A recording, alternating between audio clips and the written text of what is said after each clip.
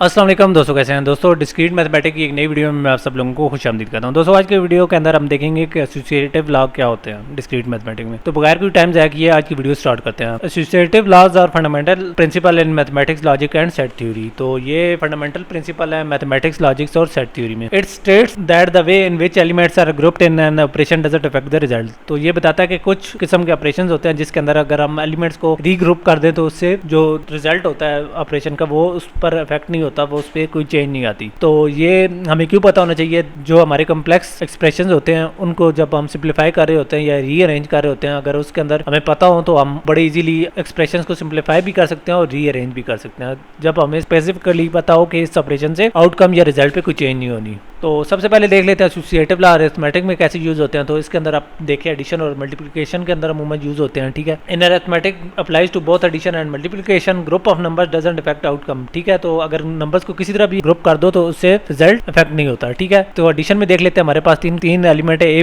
Plus B plus सी। ठीक है, इनको हम आपस में इस तरह करते हैं कि ग्रुपिंग करते हैं इनकी। ठीक है, यानी इसी एडिशन को हम ग्रुपिंग करते हैं। ठीक है, पहले ए प्लस बी की ग्रुपिंग कर देते हैं, फिर बी प्लस सी की कर देते हैं, तो देखते हैं तो इससे आउटकम चेंज होती है कि नहीं। सपोज हमारा ए 1 है, बी 2 है और सी 3 है। 1 + 2 = 3 + 3 = 6। ठीक है, हमारा आउटकम एक साइड की 6 आ गई। सिमिलरली हम इस तरह कर लेते हैं कि इस साइड पर हम b + c का एक ग्रुप कर लेते हैं और एक कर लेते हैं। ए हमारा 1 है, b 2 है और c 3 है। तो पहले 2 + 3 करेंगे तो ये आ जाएगा 5 + 1 6। दोनों साइडों पर एक ही रिजल्ट आ गया। सेम केस है मल्टीप्लिकेशन का। ठीक है, इसके अंदर भी अगर हम इस तरह करें a 1 हो, b 2 हो और c 3 हो, तो इसको अगर हम रीअरेंज करें तो इससे इफेक्ट पड़ेगा कि नहीं, तो ये देख लेते हैं। पहले हम a b का एक ग्रुप बना के c से मल्टीप्लाई करते हैं, तो देखते हैं 1 × 2 रिजल्ट आ गया। ठीक है, और इसको 3 के साथ मल्टीप्लाई करेंगे तो 6 रिजल्ट आ जाएगा। सिमिलरली हम a b और c का रीअरेंज करते हैं। ठीक है, बी और सी को पहले मल्टीप्लाई करते हैं और फिर ए के साथ मल्टीप्लाई करेंगे तो क्या होगा, रिजल्ट में कोई फर्क पड़ेगा कि नहीं। ए हमारा 1 है, बी सी है, 2 और 3 को हम पहले मल्टीप्लाई करते हैं तो हमारा रिजल्ट आ जाता है 6। 6 को 1 के साथ करेंगे तो 6। दोनों साइडों पर हमारा रिजल्ट 6 आ गया, तो मल्टीप्लिकेशन में भी ग्रुपिंग करने से कोई फर्क नहीं पड़ा। इसके बाद हम बात कर लेते हैं सेट थ्योरी में। सेट थ्योरी में क्या होता है। In set theory the associative law applies to the union and intersection of set. Set theory में एसोसिएटिव लॉ यूनियन और इंटरसेक्शन ऑफ सेट्स में इस्तेमाल होता है। The way sets are grouped in union and intersection doesn't affect the result.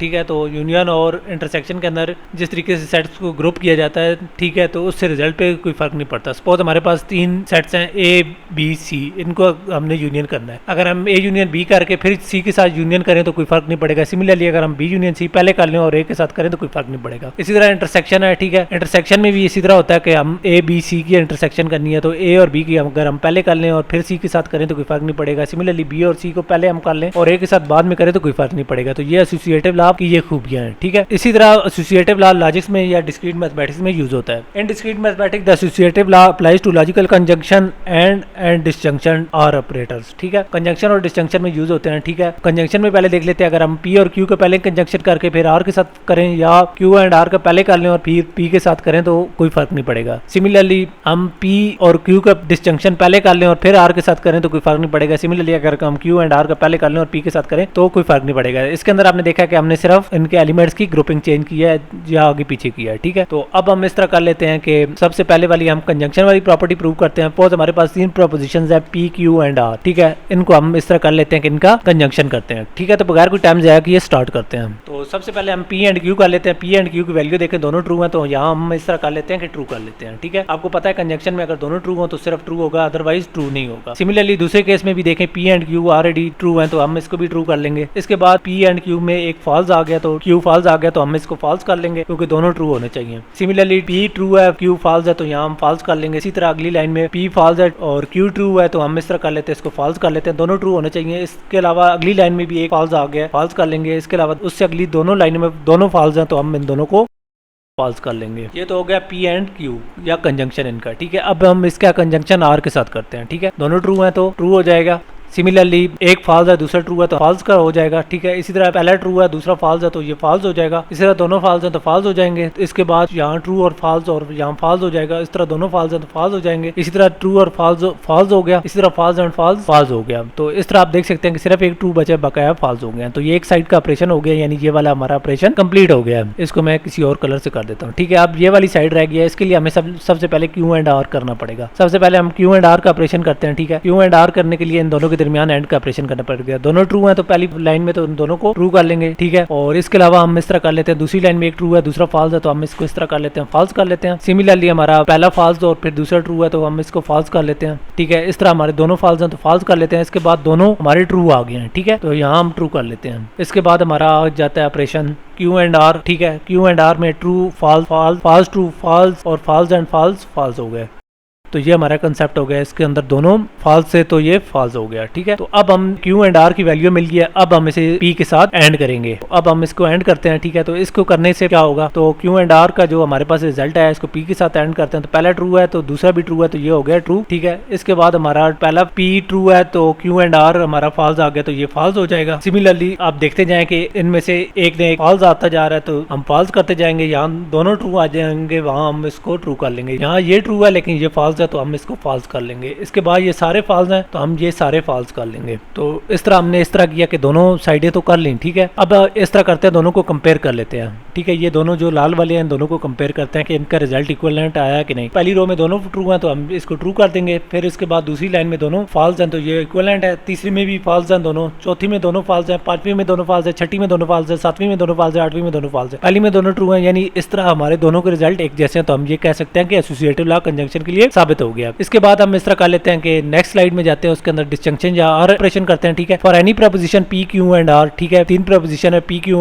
And are, तो हम पहले P and Q का डिस्जंक्शन करके फिर उसको आर के साथ आर करेंगे और दोबारा हम इस तरह करेंगे, पहले क्यू और आर का आर करेंगे और उसको फिर पी के साथ आर करवाएंगे। तो सबसे पहले हम पी और क्यू को आर करते हैं, ठीक है, और देखते हैं कि वाकई ये सेटिस्फाई होता है कि नहीं। तो सबसे पहले हम पी एंड क्यू को आर करते हैं। तो ये मैं स्टेटमेंट को लाल कर लेता हूँ जिसको पहले करने लगा। तो पी और क्यू में से दोनों में से किसी एक में ट्रू आ गया तो ये ट्रू हो जाएगा। पहले केस में दोनों ट्रू हैं तो ट्रू हो गया, दूसरे में दोनों ट्रू है ट्रू हो गया, तीसरे में एक ट्रू मिल गया पहले वाला पी तो हमने उसको ट्रू कर दिया, चौथे में भी हमें पी ट्रू मिल गया तो हमने इसको ट्रू कर लिया, पांचवें में हमें एक ट्रू मिल गया तो हमने इसको ट्रू कर लिया, छठे में हमें एक ट्रू मिल गया तो हमने ट्रू कर लिया, सातवें में दोनों फॉल्स तो फॉल्स हो गया, आठवें में दोनों फॉल्स तो ये फॉल्स हो गया। हमें पी आर क्यू तो मिल गया। अब हम इसको जो हमें रिजल्ट मिला है इसको आर के साथ आर करना है तो उसको करते हैं, ठीक है। दोनों ट्रू है तो इसका रिजल्टेंट ट्रू हो जाएगा। सिमिलरली इसमें से एक फॉल्स है लेकिन एक ट्रू है तो एक ट्रू होना जरूरी है तो ये ट्रू हो गया, ठीक है। इसी तरह दोनों ट्रू है तो ट्रू हो गया, इस तरह ये भी ट्रू हो गया, इसमें भी एक ट्रू है, ठीक है। इस तरह दोनों ट्रू है तो ट्रू हो गया, इसमें एक ट्रू है तो ट्रू हो गया, इसमें एक ट्रू है तो ट्रू हो गया, जबकि आखिरी में दोनों फॉल्स हैं तो ये फॉल्स हो गया। हमें एक साइड अपनी स्टेटमेंट की मिल गई है। अब हम इस तरह कर लेते हैं कि सारे को एक कलर कर लेते हैं। दूसरी साइड में हम क्यू आर आर पहले करेंगे, ठीक है। तो पहले ये ऑपरेशन कर लेते हैं क्यू और आर का आर, देख लेते हैं इसके अंदर क्या बनता है। पहले दोनों ट्रू है तो ये ट्रू हो जाएगा, फिर इस दूसरे में एक ट्रू है तो ट्रू, तीसरे में एक ट्रू है तो ट्रू, चौथे में दोनों फॉल्स हैं तो ये फॉल्स हो जाएंगे, पांचवें में दोनों ट्रू तो ट्रू, छठे में एक ट्रू दूसरा फॉल्स ट्रू। तो उसके अलावा अगले में हमारा फॉल्स और ट्रू ट्रू हो गया और आखिरी में हमारा फॉल्स और फॉल्स फॉल्स हो जाएगा। तो ये हमारा क्यू आर आर हो गया, ठीक है। इसको अब हमने पी के साथ डिस्जंक्शन या आर ऑपरेटर करना है तो इसको कर लेते हैं, ठीक है। अब हमने पी के साथ करना है तो पी के साथ कैसे होगा, ठीक है। तो इसके अंदर सिर्फ हमने ये जो हमें रिजल्टेंट आउटकम मिली है, ठीक है, इसको आर करना है, ठीक है, पी और इस रिजल्ट को। तो देख लेते हैं पी और क्यू और आर का जो मजमुआ है, ठीक है, आर ऑपरेशन का या डिस्जंक्शन का, उनको हम आपस में डिस्जंक्शन करते हैं तो देख लेते हैं। तो यहाँ पी को देखना और इस रिजल्ट को देखते जाना है। तो पहले तीनों ट्रू हो जाएंगे क्योंकि ये वाली जो क्यू और आर का डिस्जंक्शन हुआ है ये सारे ट्रू हैं तो उनको हम आंखें बंद करके ट्रू कर देंगे। पी ट्रू है, हमारी दूसरी डिस्जंक्शन फॉल्स है तो हम इसको फिर भी ट्रू करेंगे कि हमें ट्रू मिल गई है। इसके बाद दोनों को ट्रू कर देंगे क्योंकि ये हमारा ऑपरेशन ट्रू है। इसके बाद तीसरा भी बल्कि ट्रू है तो ये भी ट्रू कर देते हैं। आखिरी में हम दोनों को चेक कर लेते हैं तो ये हमारा रिजल्ट क्या आ जाएगा, ये हमारा रिजल्ट आ जाएगा फॉल्स, ठीक है। तो यहाँ तक हमारा ऑपरेशन हो गया कंप्लीट, ठीक है। अब हम इनको दोनों को कंपेयर कर लेते हैं, ठीक है। हमारी दोनों साइडें कंप्लीट हो चुकी हैं। इन दोनों साइडों को अगर देखें तो पहली ट्रू दोनों ट्रू, दूसरी दोनों ट्रू, तीसरी दोनों ट्रू, चौथी दोनों ट्रू, पांचवी दोनों ट्रू, छठी दोनों ट्रू, सातवीं दोनों ट्रू और आठवीं में दोनों फॉल्स। तो हम ये कह सकते हैं कि ये दोनों प्रोपोजिशन प्रूव हो गई हैं, जो एसोसिएटिव लॉ वर्क करते हैं। अब हम एसोसिएटिव लॉ की कुछ एप्लीकेशंस को देखते हैं, ठीक है। सबसे पहले ये एप्लीकेशन है वो है simplifying logical expressions. Associative law की मदद से हम लॉजिकल एक्सप्रेशंस को रीग्रुप करते हैं, ठीक है, उनकी लॉजिकल वैल्यूज को चेंज किए बगैर। तो इस तरह हम लॉजिकल एक्सप्रेशंस को रीग्रुप करके इजीली सिंप्लीफाई कर सकते हैं। उसके बाद दूसरा जो यूज है वो है डिजिटल सर्किट डिजाइन, ठीक है। तो इनकी मदद से हम जो लॉजिक गेट्स का डिजाइन है उसको सिंप्लीफाई और ऑप्टिमाइज कर सकते हैं। उसके बाद हमारा मैथमेटिकल प्रूफ्स का एक यूज है, ठीक है, मैथमेटिकल प्रूफ के लिए यूज करते हैं, ठीक है। अलजेब्रिक एक्सप्रेशन में हम इसको सिंप्लीफाई और रीअरेंज करेंगे। उसके बाद हमारा प्रोग्रामिंग में इसका यूज है तो इसकी मदद से हम इस तरह कर लेते हैं कि इंश्योर करते हैं कि लॉजिकल ऑपरेशन कंसिस्टेंट रिजल्ट देते हैं ग्रुपिंग करने से, तो ये प्रोग्रामिंग के अंदर बड़ी यूज़फुल है। अमूमन आप कुछ ऑपरेशंस करेंगे जिसके अंदर ये बड़े काम आएंगे, पैरेंथेसिस वाले स्पेशली। तो दोस्तों आज की वीडियो के अंदर हमने बात की है एसोसिएटिव लॉ की। एसोसिएटिव लॉ क्या होते हैं, ठीक है। एसोसिएटिव लॉ एक फंडामेंटल प्रिंसिपल है जिसकी मदद से हम अरिथमेटिक, सेट थ्योरी या लॉजिकल ऑपरेशन में एलिमेंट्स को रीग्रुप करते हैं उसकी आउटकम या रिजल्ट को चेंज किए बगैर, ठीक है।